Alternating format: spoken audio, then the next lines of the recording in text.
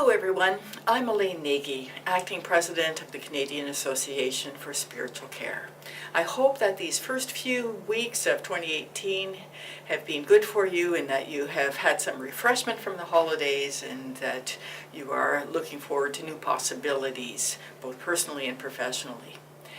The board of CASC, as well as many volunteers on regional executives, commissions, and committees across the country, have continued to be busy in these past few weeks. One of the things I noticed when I spoke with the chairs of the regions last month was that there are different areas of the country that have some similar concerns and ideas. Multiple regions, for example, were making an effort at their annual general meeting to learn a little bit more about the needs and concerns of Indigenous people.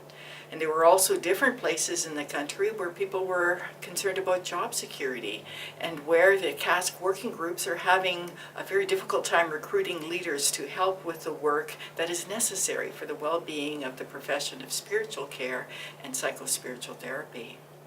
The good news, though, is that we continue to have members who are not only loyal to CASC, but are willing to help with peer reviews, with educational assessments, with committee work, and a myriad of other questions and tasks that routinely crop up.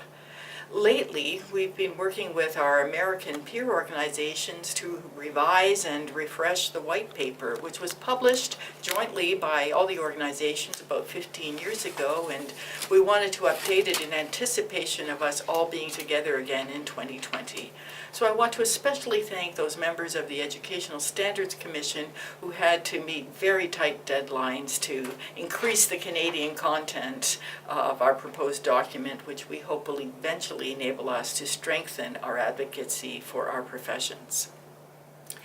At its December meeting, the board agreed to bring Mark Doucette back on to the board as a member at large in order to assist us in the recruitment of a director of marketing, and in anticipation of that, we also did some looking at roles and responsibilities, decided that Kathy Gregg's title should be Director of Operations rather than Office Manager, so that it better reflects the incredible support she offers to people throughout our organization. So we made those decisions in December.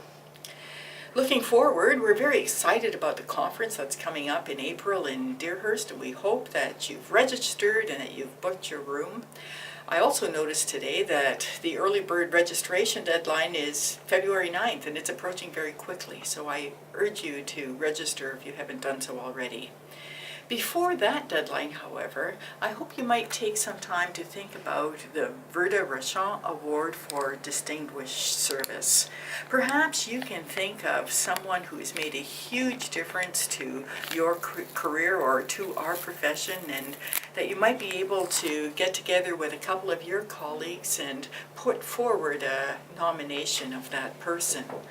Every year since 1995, CASC has recognized the contribution of someone who has made a significant contribution to spiritual care practice, psychospiritual therapy, or to supervisor education. And last year we awarded it to Tom Powell when we were meeting together in Saskatoon. So I'm hoping that we will find equally good candidates as this year's deadline of February 1st approaches. Please email those applications to me, elaine.nagy@uhn.ca. And also email me if you yourself are willing to pitch in and help out on a CASC committee, or if you know someone who might be really good in supporting the work of our profession. Thank you so much for listening. I wish you well as you continue to do your work with clients and among your colleagues.